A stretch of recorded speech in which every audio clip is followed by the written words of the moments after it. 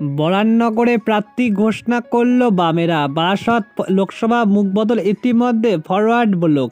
সব মিলিয়ে প্রার্থী তালিকায় বড় চমক দিয়েছে বামেরা। ভিডিওটি শেষ পর্যন্ত দেখুন। চ্যানেলে নতুন হলে সাবস্ক্রাইব করুন, পাশে থাকা বোতামটি বাজিয়ে দিন।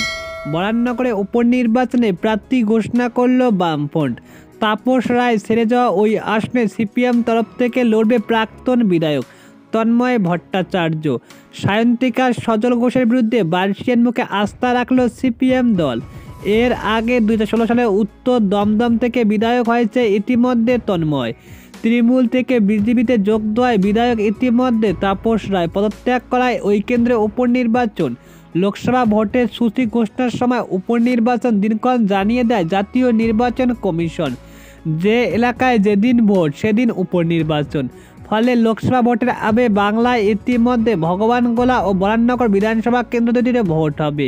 সূচি অনুযায়ী 1 জুন ভোট হবে বরানগরে। ইতিমধ্যে ওই আসনে প্রার্থী দিয়েছে তৃণমূল এবং বিজেপি। তৃণমূল তরফ থেকে অভিনেত্রী সায়ন্তিকা বন্দ্যোপাধ্যায়কে প্রার্থী করেছে মমতা বন্দ্যোপাধ্যায়ের দল। বিজেপির তরফ থেকে প্রার্থী করা হয়েছে কলকাতা পৌরসভার কাউন্সিলর সজল ঘোষকে।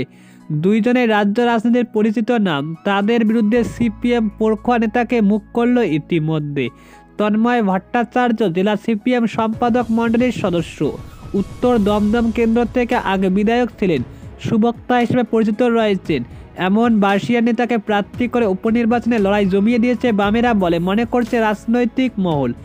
আসলে বরানগর উপনির্বাচনে লোকসভা ভোটের সঙ্গে ভোট হবে। বামেরা দমদম কেন্দ্রে প্রার্থী করেছে সুজন চক্রবর্তীকে। তারা চাইছে বরানগরের শক্তিশালী কেউকে প্রার্থী করতে, যাতে সুজনের লড়াইয়ে সুবিধা হয়, এমনটাই জানা গিয়েছে সূত্রের খবর। উপনির্বাচনের পাশাপাশি লোকসভা আরও 1 আসনে প্রার্থী ঘোষণা করেছে বামফ্রন্ট।